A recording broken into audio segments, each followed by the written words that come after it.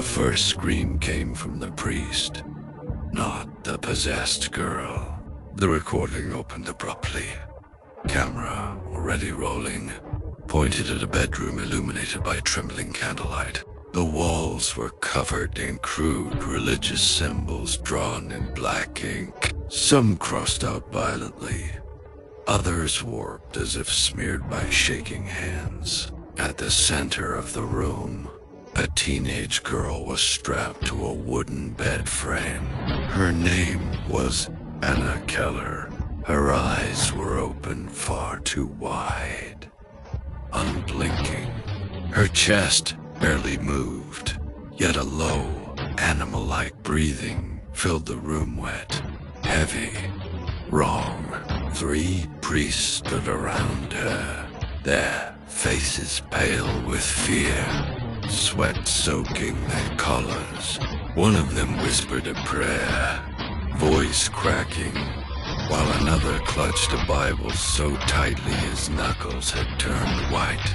The lead priest began the rhyme. The moment the first Latin words were spoken, Anna smiled, her mouth stretched farther than it should have, skin pulling tight, lips trembling as if they might tear. A sound escaped her throat, laughter, layered over screaming, as though multiple voices were trying to speak through the same mouth. The candles flickered violently. The camera shook as the person filming stepped back. On his head snapped toward the lens. "You shouldn't be here," she said calmly, in a voice far too old for her body. The bed began to rattle. The priests raised their voices, shouting prayers louder, faster.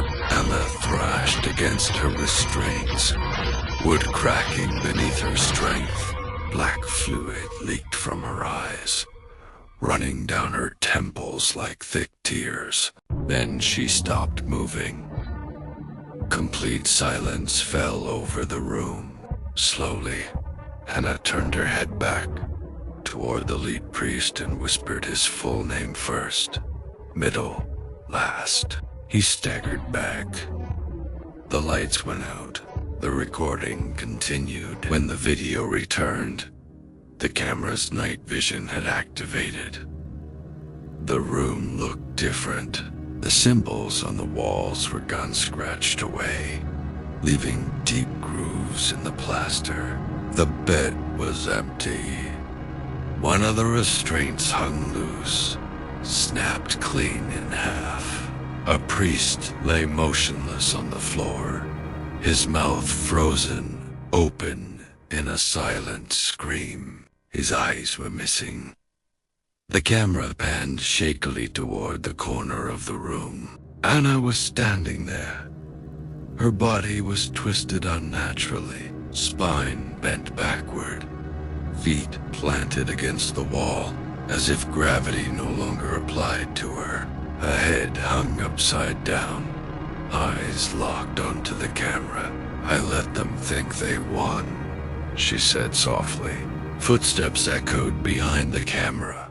One of the remaining priests began praying again, voice trembling, desperation bleeding through every word.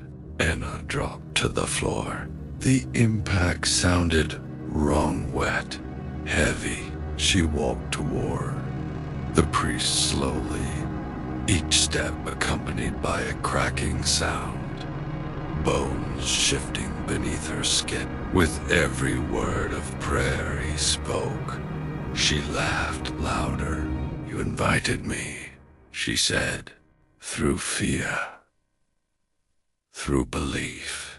The priest screamed as he was dragged out of frame. The camera fell to the floor, lens tilted upward.